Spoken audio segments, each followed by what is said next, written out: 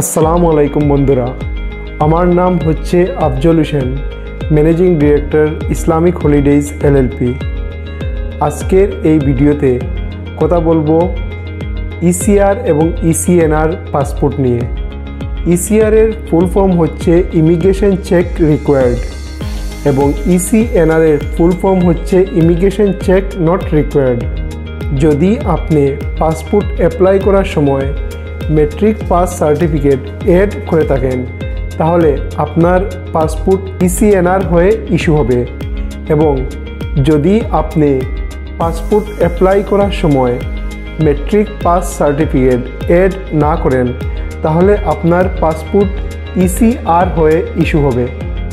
যদি আপনি medical purpose, education বা ভ্রমণ করার জন্য বিদেশে ট্রাভেল করতে চান, সেই জায়গায় আপনার ইসিআর এবং ইসিএনআর পাসপোর্টের মধ্যে কোনো ডিফারেন্স থাকে না।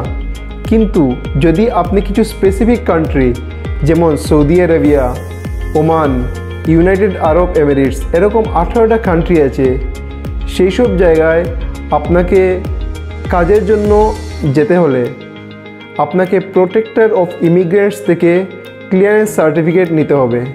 সেটাকে আমরা অনেকে ইমিগ্রেশন ক্লিয়ারেন্স সার্টিফিকেট বলে থাকি। কিন্তু সেই জায়গায় যদি আপনার কাছে ইসিএনআর পাসপোর্ট থাকে, তখন আপনাকে কোনো সার্টিফিকেটের প্রয়োজন হয় না। আশা করি ইসিআর এবং ইসিএনআর পাসপোর্টের মধ্যে ডিফারেন্স বোঝাতে পেরেছি।